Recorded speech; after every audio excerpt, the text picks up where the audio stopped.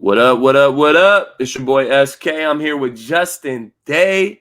We're just waiting on Rap to tap in with us, but we're going to get right down to it. It is game day on Thanksgiving.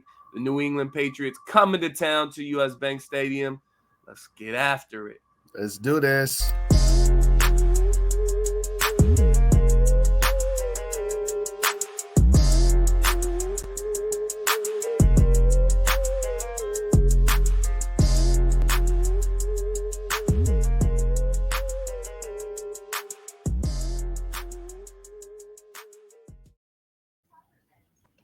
Yo, yo, yo, yo.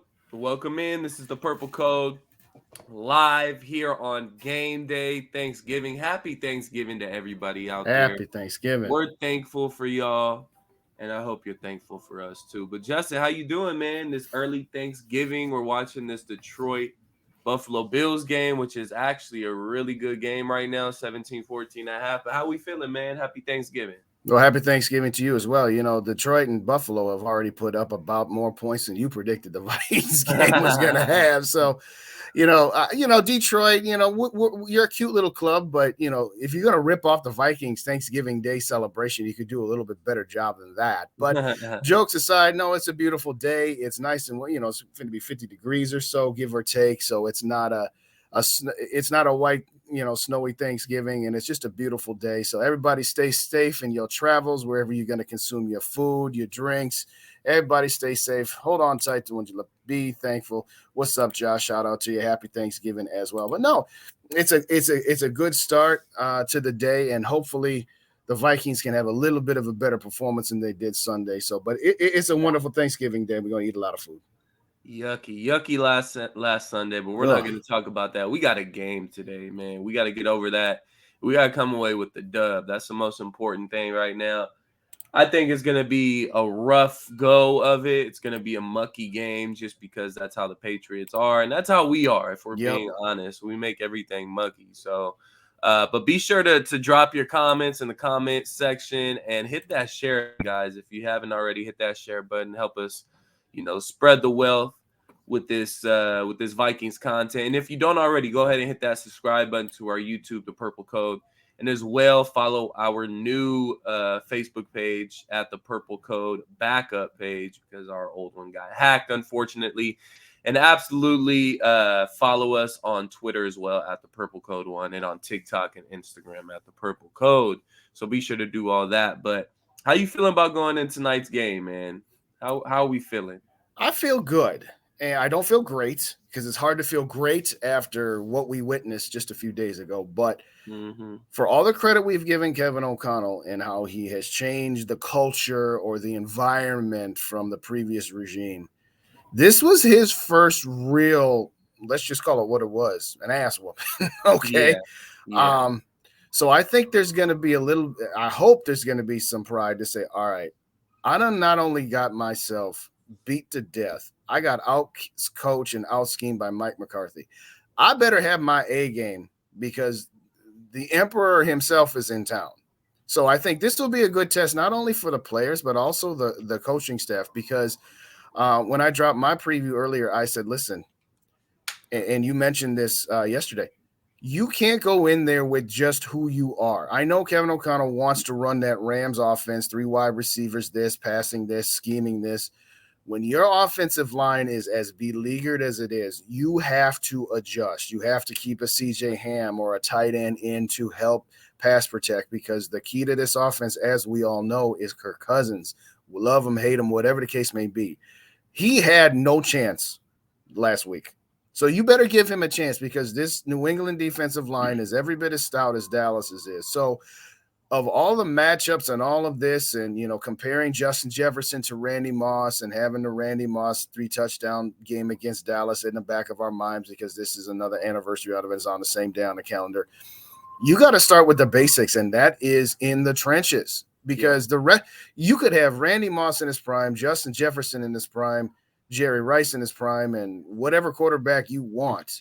If you don't have an offensive line giving them more than a second and a half, and we got Rap finna tap in here in just a moment, it's going to be a long day. So to me, my biggest thing is seeing how well O'Connell and company can adjust to the deficiencies that are our offensive line right now. But that's where I'm coming from. Yeah, and I mean it's all you look at the team in entirety and the coaching staff.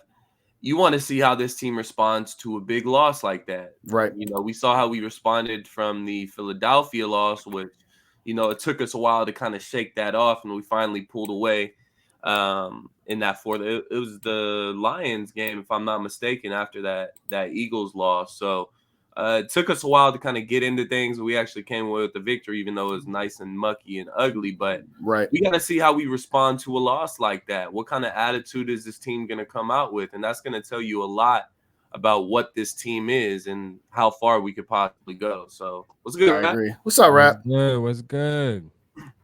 Happy Thanksgiving, everybody, man. This Happy man wiping Thanksgiving the to you as crust out well. his eyes. Nah, man, I've been up, man. We've been busy. We in the kitchen. You know, me and my wife down there whipping it up. Boy, the house smelling real good right now. Good vibes, man. We about to get this dub today. It's happening. Yeah, buddy. How you feeling about the game, though? Man, I'm feeling good, man. I ain't worrying about Mac Jones for one. Right. They ain't got no weapons. I think our defense can take advantage. You know what I'm saying? Like, I mean, the offense just need to put up regular points, man. Just put up 24, 20, in the 20s, and we should win this game. Because they offense trash, for real. So we should be good, man. You know, we should be good, man. Get a dub today. There's no reason why we should lose. There's no reason we should lose to the fucking Patriots, man. It's that running game, man. That's what you should be worrying us right now. We got to be able to stop the run. And one thing the New England Patriots will do relentlessly is run the ball. Yep. So we got to – I'm almost at the point where as a defense, we got to sell out on that run.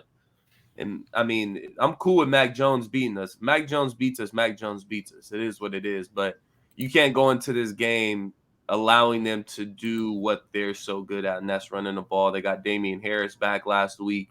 They got Rashawn Stevenson that's out there toting the rock really good. So that's a dangerous team. Regardless of what we say about Mac Jones and how bad this offense is, they will run the ball on you. So as we know, we're not the best against the run. So we got to be able to come in there and stop the run against these Patriots, or we will lose this game because they'll run the ball and they'll get after the passer. So that's what worries me about this shit, man. That run game for the Patriots against our defense, I don't know.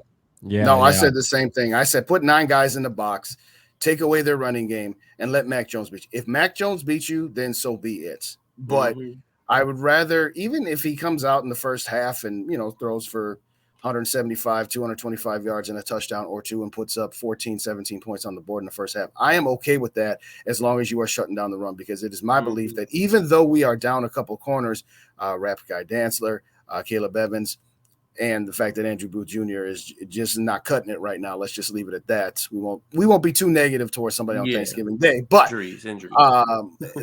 injury too.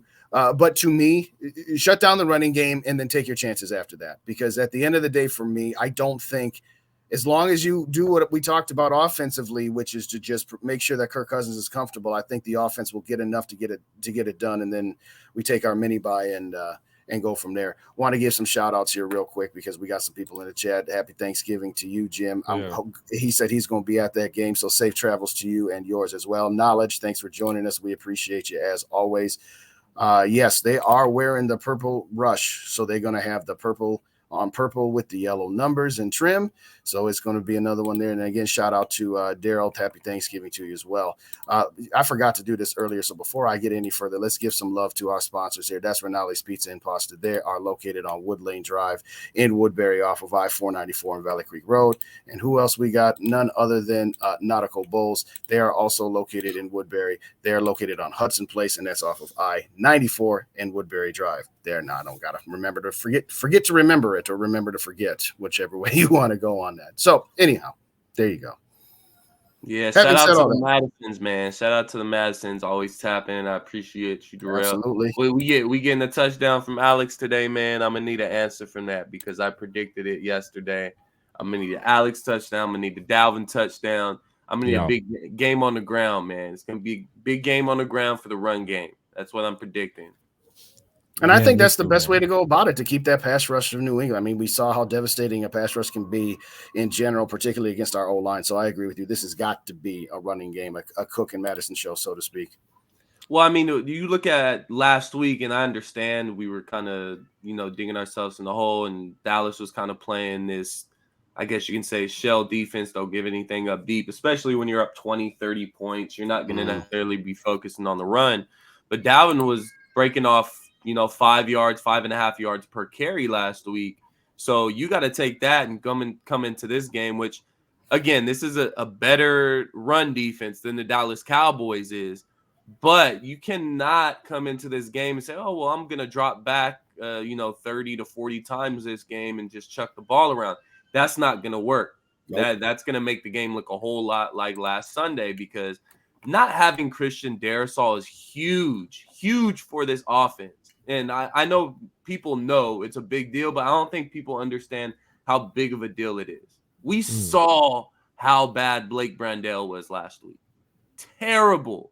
But now you got the number 1 sack leader in the league coming in Matthew Judon, going up against Blake Brandel coming off the edge. So you, like you said earlier, Justin, you got to be able to keep in CJ Ham.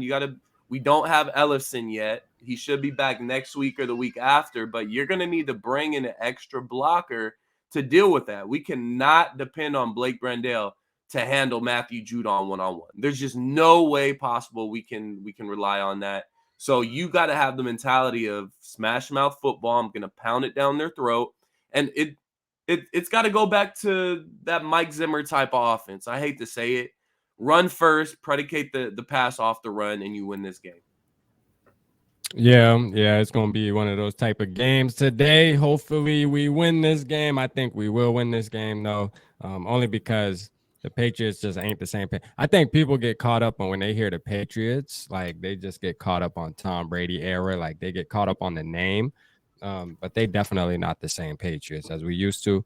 I don't even think Bill Belichick's the same Bill Belichick that everybody was used to with Tom Brady. I know that name scares a lot of people, but I mean, this guy ain't no fucking wizard, man. We about to smash him. Let's book it.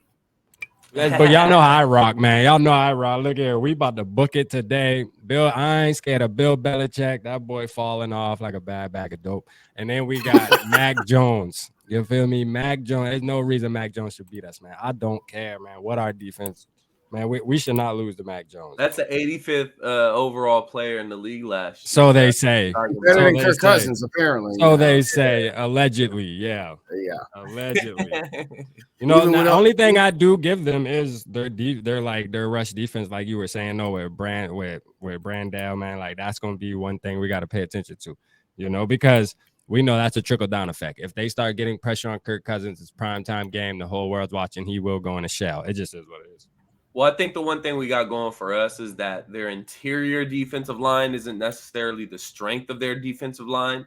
Yes, it does hurt that Darrisaw is out, but as we know, things get really, really bad when teams get pressure up the middle on us. Yep. And it's almost kind of like the Brady effect of teams are focusing so hard of we need to get pressure up the middle. Forget about coming in, off the edges. We're going to get pressure up the middle. We're going to get in his face. We're not going to allow him to step up in the pocket. So I think if you want to look at a positive from this Patriots defense of what we can kind of not necessarily attack, but kind of breathe easy a little bit about, is that they don't have that super powerful interior defensive line to where we really got to worry about Bradbury and Ezra. And I mean, I feel like we're getting to a point to where we have to worry about Ed Ingram every week, unfortunately. Yes. Especially after he had somewhat of a good start to the season. We're feeling good about Ed Ingram. And then we started looking at the numbers, and then the season started kind of going along, and you're like, wait a minute. Ed, you're not so garbage. Good. So hopefully that's just kind of the rookie jitters, or he's just kind of working through his rookie season, which is could be completely possible. No one necessarily has the greatest rookie year, when they step into the league for their first time. So but let's just kind of bank it on rookie, struggles, and hopefully he gets it together. And I think that's what the coaching staff is banking on as well. Mm-hmm. But yeah, New England Patriots. I mean, they keep rolling them out there, so Yeah, keep rolling I them think out there. that's I mean, what what it is. happened to Chris Reed? What happened? I mean, it's kind of like I thought he was supposed to be the potential starter all of a sudden. I mean, they're trying everything in their power not to roll that guy out on the field. That's the key. Is it a question of that they just have faith that he's just going through the rookie jitters and he just needs to, be out there, or is it lack of faith in that they have anything as good or better, and how much worse Reed might be? I don't know, and that's the key, and that's the key with this roster. We said the same thing about the cornerbacks too. So what? Well, yeah, I don't know about all that. Let's not get carried away. Hey, he gave us like 2 or 3 strong games though. We had our hopes up, man. Maybe you never know. Did Ingram. What are we talking about? That's what I'm saying. Maybe Oyudo can play 3 or 4 strong games from this point on, man. While we, just throw him in there. SK, I think we know that Rap's already tapped into a little something extra while he's doing his cooking with his wife there. He's talking about And you know what the crazy thing is though? Like what we really got to worry about? Caleb Evans is out, and so is Andrew Booth Jr. That's where we got to get to. Now, who in the world finna play cornerback for us today, boy? We got Duke Shelley. We ain't got a lot of options. We got Duke Shelley and we have Chris Boyd. Baby. We are in a world of hurts. We are in a world of hurt depth-wise, okay? Yeah. And that's the thing about how this roster has been constructed. You have a lot of top-end guys, and you have a lot of top-end guys making market values, whether it's the quarterback, the running back. You still got JJ on his rookie contract, but you got Patrick Peterson, and you got guys like Eric Kendricks and Harrison Smith. There's really no middle class on this team. And I don't want to say studs and scrubs because I'm not trying to say that, our younger players are scrubs by any means. But the problem that the Vikings have with how this roster has been constructed basically for the last 6-7 years is there is no room in the middle. And they probably, every team has injuries, but I think they're the team that is probably top 5 of the biggest drop off if you lose 1 or 2 of your key pieces. The commenter brought it up earlier. Is Dalvin Tomlinson going to get back here? And I think the Vikings want to hold him off until the Jets game just to give him a little bit of extra time to have him available for the stretch run. But having said that, we got a lot of roster depth issues, particularly at the offensive line and cornerback. Because like you said, outside of Patrick Peterson, okay, what do we got after that? A lot of question marks. Yeah, it's gonna be. I think they should definitely let Duke try to play. He had a good play, man, against the Bills, man. I figured they should have let him play last week, honestly. Like, even though it wouldn't have changed anything about that game, but still, I still think they should have let him play. But I think we'll see him today. I think you're right, SK. It's Duke time.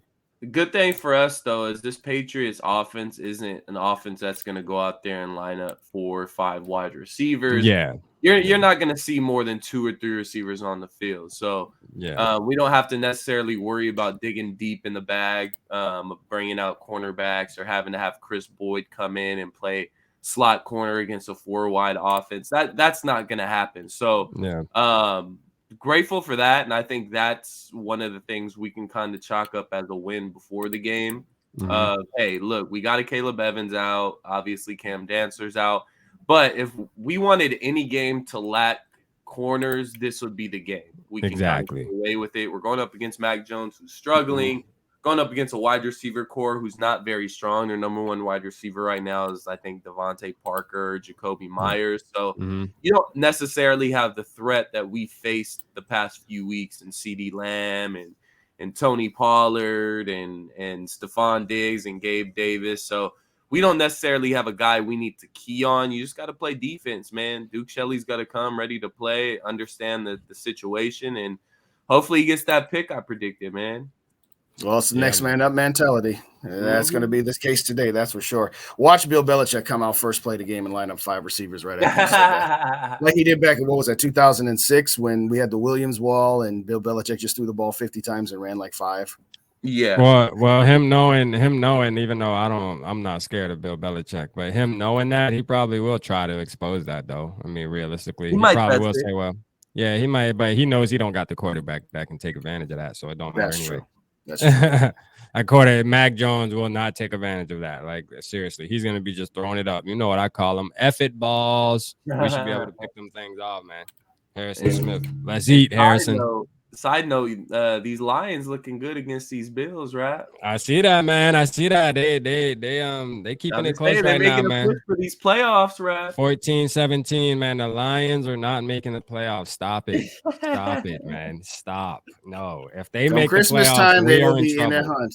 If they come Christmas time, they're going to be in the hunt graphic. No, they won't. No, they I'm won't. telling you, right? No, If they win this game, they're only the a thing game is out. this: they're about to, for one, they're about to lose this game. We all know that. I mean, it's close right now because momentum's on their side, being at home and things. But they will wind up losing this game. And then next week, who they play, I don't know. They're probably gonna lose that too, man. Oh no! Let's go.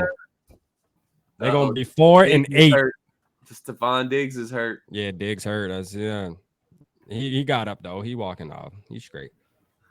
I don't know, man. These Lions second in the NFC North, though. Man, I have no faith at all in the Lions. I don't care. I just don't, man. I'm not scared of them at all. But it would be amazing though if we had to play them though. Like, you know what I mean? In the first round of playoffs, wouldn't that be good? Well, I'll just say it like this, Rap. If they beat the Bills, they got the Jaguars at home next week before they got us at home the week after that. Oh, for real? So they'll probably beat the Jaguars. They'll beat the Jaguars. 6-6 going into our game. That would be something. Brother, I can guarantee you right here on this drive right now that we're watching, they will go down by 10 points, and then this game will be over with for the rest of the day. How much you want to bet? How much you want to bet that they're going to go down 10 points on this drive right here, and then the game's over with? My stream might be a little behind yours. I'm looking at 30. Oh, yeah, it's behind because they driving downfield. Yeah, they converted that. But yeah, having said all that, what do you think the key is outside of the offensive line offensively? We talked about Dalvin Cook and Alexander Madison, but something that a commenter put into my stream right at the end was, are we going to find Adam Thielen or is he going to stay on a milk carton? I mean, what say you about the rest of this receiving core? I mean, again, we got to throw out last week because it was just so lopsided, but what say you about Adam Thielen and the rest of the receiving core not named Justin Jefferson? They need to do better. KJ Osborne is horrible with separation. I've been saying that since like week 3. I had faith in him at the beginning in the offseason, hearing about everything he's doing, but man, he's just not he's just a guy, you know what I mean? Like he just can't get separation. Every throw that Kirk has to throw to him, there's somebody right on his hip, bro. Like every other receiver gets like at least 1-2 yards of separation.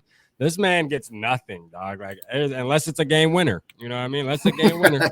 Hey, it's a game winner, boy. I'm telling you, game winner. That boy be wide open. You know what I'm saying? But if you notice how JJ's wide open, Thielen gets wide open on certain plays. KJ just refuses to get wide open. I don't know, man. I just don't get it. But it's what it is. And it's seeming like he can't make contested catches. He made a good one, and I think it was Arizona though for a touchdown. I think that was the Arizona game. You know, he makes them here and there, but they're not often enough. Yeah, it's not consistent enough to your point. Yeah, no, it's you're just right. it's like, yeah, of course, you're supposed to make those catches. So if you do it every once in a while, that's congratulations to you, but that's not good enough, bro. Like there's somebody else that can step in and probably be better, man. Shout out to Jalen Naylor, man. I think Jalen Naylor is a smooth cat. Like just watching his little bit of playing. I mean, during the Dallas game, he made a catch, I believe, for like 15 yards, right? I know it was garbage time and shit, but still, though, even him watching him on special team, he seems like a smooth guy, man. Maybe they should just let him get a chance, man. See what he got.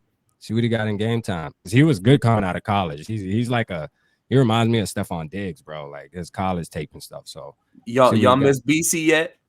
Yeah, man. BC. I mean, BC would have been good. BC used to get open. You see, like, so it's not like we're just trying to name these superstars like Thielen and JJ. Like there's regular guys that be getting open, like BC and things like that be wide open. You know, you got to know how to get separation, man. You're an NFL wide receiver. All you have one job, bro. Like, shake somebody out their cleats at least one time a game. God damn. No, and this was the thing in the offseason that I was kind of pointing out with BC. A lot of people were either forgot about BC or, you know, they were so kind of hung up on we got 3 deep with JJ, Adam, and JJ. You know, and KJ, and it's like, no, but you got to understand these past few years before BC got hurt, he was coming into his own. He was solidifying himself as the number 3 wide receiver. He's very sure-handed, always seemed to get open. What happened to BC again? He tore his ACL. Tore his ACL 2 years in a row. Tore his ACL 2 years in a row, but he always seemed to find himself open. He always seemed to come down with the ball. he was the perfect complement to Adam Thielen and Justin Jefferson. He was kind of coming into his own. So when people kind of brushed off the whole, well, it's BC, he was going to be wide receiver 5 anyway. That was me.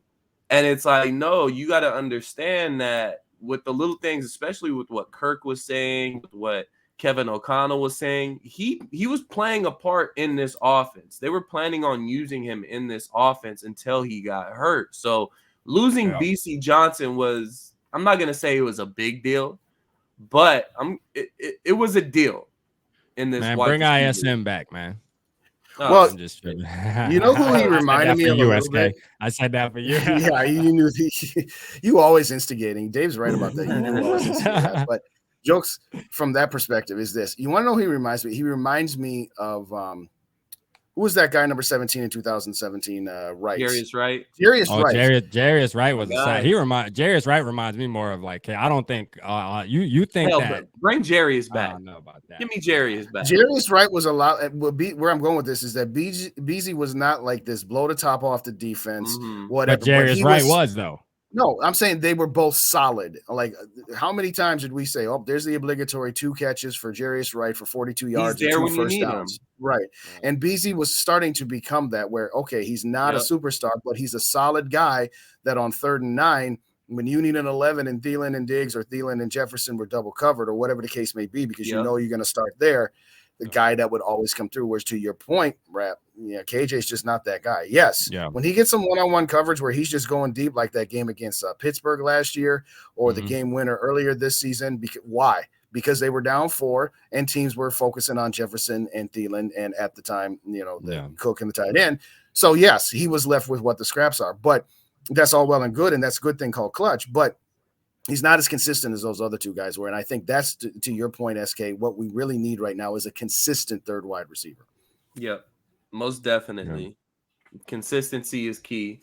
And we're lacking that, especially with KJ. You guys said, he comes through in the clutch, but when it comes down to where we need like a big 3rd down play, he's kind of 50% there. So we definitely need to improve in that aspect. But we're going to do predictions, man, before we get up out of here. So we can man, because I got to go. I'm about to go eat my food now, man. My wife, I smell that food in there.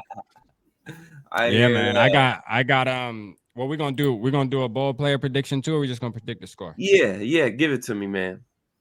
I'm going Justin Jefferson will have 130 yards and 2 touchdowns on Thanksgiving tonight.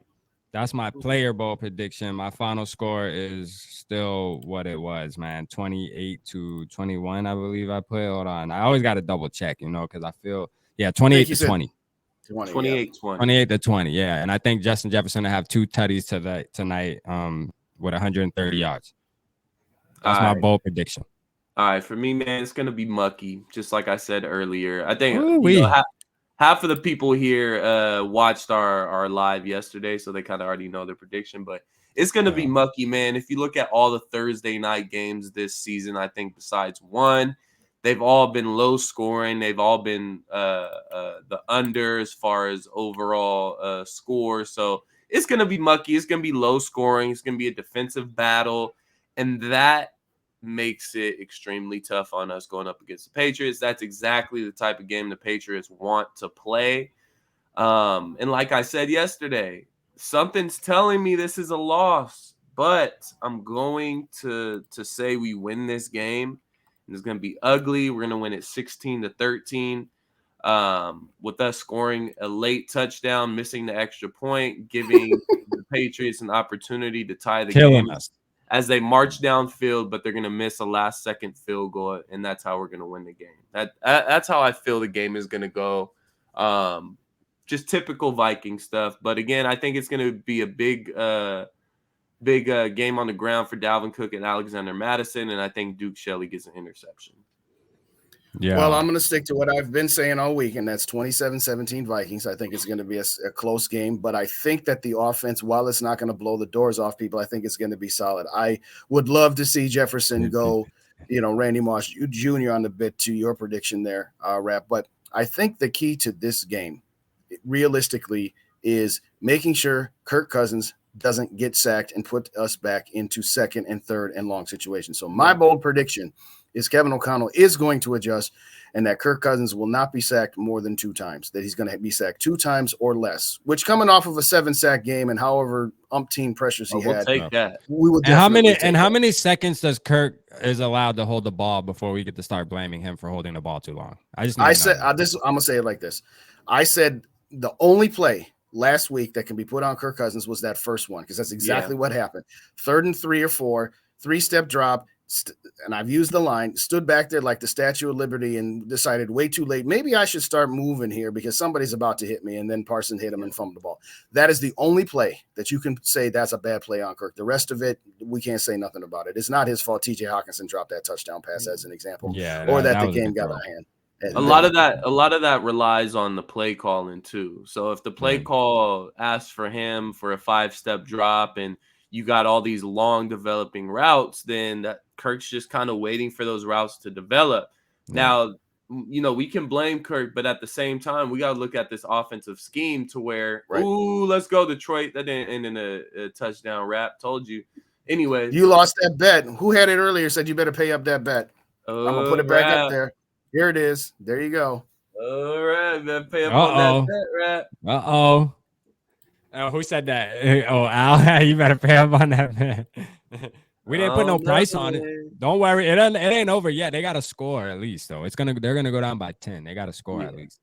No, that was fire though. I ain't gonna lie. He's got an interception, man. But I like that dude too. That number 34. That little dude be flying around the center linebacker. Yeah, man, I'm happy for Detroit, dude. Not me. Fuck Detroit. But no, going back to the play calling, it all depends on what the play call is. Kevin O'Connell has got to draw some stuff up to where we can, counter these blitzes or these pass rushes to whether it's got to be a bubble screen, when's the last time we saw quick slants out of this? Yeah, that's what I want to see. Quick slant. The screens I can kind of do without because I felt especially tight end screens. Do not because there was a game where the screens kind of killed us, man. They were just unnecessary. But I mean, the quick slants, I absolutely agree with you, and I think KJ Osborne would be good at that. Like, why not let him get something quick? We got to see those. We got to counter these pass rushing defenses, and especially this is the biggest concern for me. Before we get out of here, I'm not going to keep us long. This is the biggest concern for this offense for me for the rest of the season. We got to figure out how the hell we're going to beat this man coverage when they go cover 0 and they start, bringing everybody up to the line of scrimmage. We got to figure that out because every time we play a team that does that to us, we struggle. And the majority of the time we lose. Dallas didn't necessarily have to do it because they already had those good pass rushers, but they manned up on the outside and we struggled. Philadelphia, they manned up on the outside and sent a lot of cover 0 blitzes. We obviously struggled. Against the Lions, we came away with the victory, but we struggled because they play a lot of man and they run that cover 0. So Kevin O'Connell, look, we can talk about all the positives we want about Kevin O'Connell, and that's great. But I got to criticize him on that one aspect. If we're going to go anywhere this season as an offense or as a team, you got to figure out how to deal with that cover 0 man blitz because we're not dealing with it very good right now. And I wouldn't be surprised if we see it today against the New England Patriots. I wouldn't either. And that gets back to one of the things I said after the Buffalo week. Go back to that 4th and 18, that ridiculous Justin Jefferson catch. Buffalo sent 4. And guess what? We max protected. We held a tight end back and we held Dalvin Cook back. That's why Kirk was able to put that ball where he was able to put it and complete that pass and keep that drive going. For the life of me, and I said it at the moment that play happened, I'm like, I cannot believe on 4th and 18 that Buffalo didn't bring something. So to your point, that's another thing that Bill Belichick is probably like, okay, I am not going to sit back here and play man up. Even if I got a zone of 7 guys, I'm bringing the heat because, like I said, that is Kirk Cousins' biggest weakness is particularly up the middle, like you said. So, again, I'm shocked that Buffalo didn't play it that way because you've seen the results not only this year but throughout his entire career of what happens when you go 0 pressure like that. Boy, the Lions almost got a safety just now on the dang handoff. Boy, they better stop playing with Ed Oliver out there, boy. Ain't no almost. Yeah, it's almost. Look, they ass on the damn. Yeah, they keep playing. Hey, man, stop hating on the Lions, Rat. Man, forget the Lions. Why do y'all like the Lions? Man, the Lions are garbage. I like the Lions because they're not a threat to us. Not the way y'all talking. Y'all making it seem like they might be a threat to us.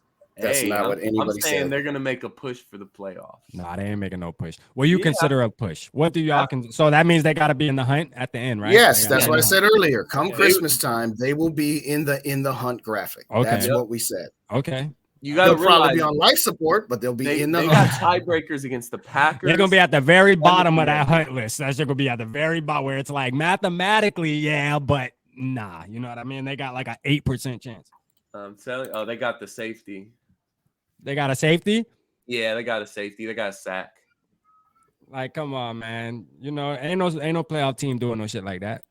Hey, man, ain't no playoff team should get blown out 40. You ain't lying, man. We got smacked. We ain't got no room to talk, man. You right. We ain't got no room to talk. Not until tomorrow. We gotta wait until later tonight, man. Yes. Hopefully tomorrow we can talk our shit. I feel like the Lions would have played. They would have played the Cowboys better than we played them. That's a fact. I do give them that. Yeah, but let's wrap things up, guys. Yeah, man, appreciate y'all fellas, man, for sure, man. We'll definitely link back up tonight. I guess we'll be communicating throughout the game. I know me and Day, are you gonna tap in with Jade or what? No, I'm definitely not tapping in with Jade today, and I don't know that I'll be tapping in much after this because we got people coming over and all that good stuff. So I seriously doubt I'll be online after this. Yeah. Well, for anybody in the chat, if y'all want to tap in with Jay with Sports and Stars, she's doing a play-by-play. I'm tapping in at halftime just to pop a little bit. So, y'all can come over there and rock with us, man. We're trying to get her to 4,000 watch hours so she can, get on that level, man. So y'all make sure y'all come support for sure. Yeah, make sure if y'all don't see us tonight, make sure to tap into Jade's live game reaction. But if not, tap in with us tomorrow. I'm sure we'll be going live tomorrow talking about the game, win or lose. Yes, sir. I know. Enjoy your guys' Thanksgiving, man. Looks like Thanksgiving, everybody, man. Games. Detroit, Buffalo right now. Then you got the Cowboys and the Giants, and then obviously the Vikings and the Patriots there. Let's go. So, baby. Let's get this win, man. It don't matter the score. Let's just get the dub. So correct. SK, Rap, my guy Justin Day. The Kirk Slayer himself. Let's get it. Kirk Slayer himself. All tapping in with you live on the Purple Code. Enjoy your Thanksgiving, guys. Skol. Peace. Appreciate you. Skol.